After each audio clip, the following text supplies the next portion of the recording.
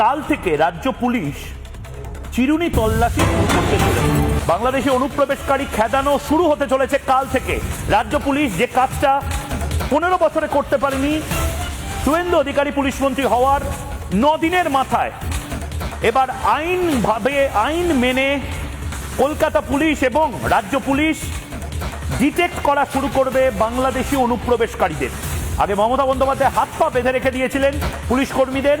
নির্দিষ্টভাবে বলা ছিল কোনো অনুপ্রবেশকারী রোহিঙ্গাদের পেলেও তাদেরকে ধরা যাবে না, তাদেরকে ইন্টারোগেট করা যাবে না, তাদেরকে ছেড়ে দিয়ে আসতে হবে। কাল থেকে শুরু আইডেন্টিফাই করা, ডিটেক্ট করা এবং তাদেরকে ডিপোর্ট করার জন্য বিএসএফকে নির্দেশ এবং অনুরোধ করা।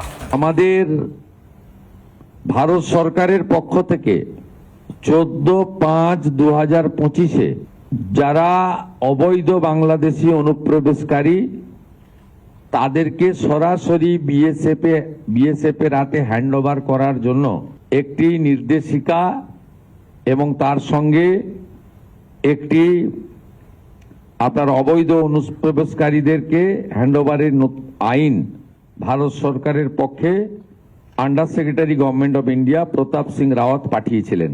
ডেটটা আবার বলি, 14/5/2025, অর্থাৎ কার্যত 1 বছরেরও বেশি আগে।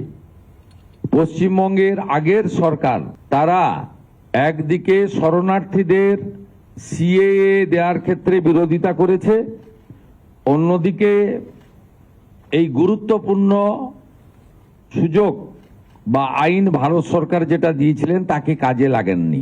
আজ থেকে আমরা এই আইন কার্যকর করলাম।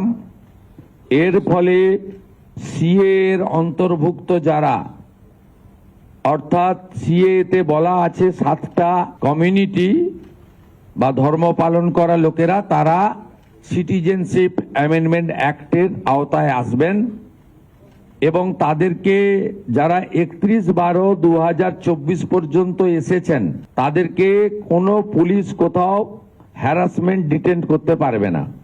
সিএ এর আওতায় যারা নেই তারা হলেন কমপ্লিটলি অবৈধ অনুপ্রবেশকারী ইনফিল্ট্রেটার্স।